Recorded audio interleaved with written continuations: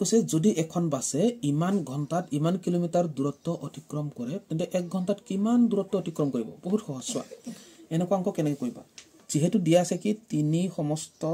4 ভাগৰ 1 ঘণ্টা এইচ লিখিছো হা ঘণ্টাত যায় 104 কিলোমিটাৰ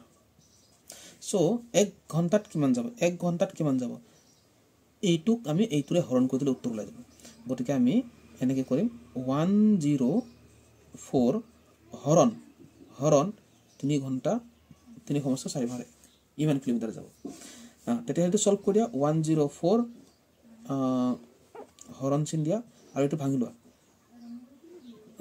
4 3 গুণ 12 12 1 13 ওপৰত 13 আহিলে এফালে 4 তাতো 104 এটো পূৰণ আহিলে এফালে 4 আহিলে এটো 13 আহিলে কাৰণ এটো উল্টা কৰি দিলে এটো হৰণ চিন আছিল হৰণ চিনটো যেতিয়া আমি পূৰণ কৰি দিও এটো ভগ্নাংশটো উল্টা হৈ যায় ঠিক আছে তাৰ পিছত এই 13 ৰে এটো গৈ আছে 8 বাৰ গৈ আছে এটো নেউটা মুখস্থ লাগিব হা 8 13 104 হয় আৰু এতিয়া 8 আৰু 4 পূৰণ কৰি 8 4 গুণ কিমান 32 এটো এককটো কি হয় আহিব কিলোমিটাৰ অৰ্থাৎ 3 ঘণ্টা 4 সমস্ত 1 ঘণ্টাত যদি 3 সমস্ত 4 ঘণ্টা 3 সমস্ত 4 ভাগৰ 1 ঘণ্টাত যদি 104 কিলোমিটাৰ যায় 1 ঘণ্টাত কিমান যাব 32 কিলোমিটাৰ যাব এইটোৱে উত্তৰ সো অপচন 4 টো শুদ্ধ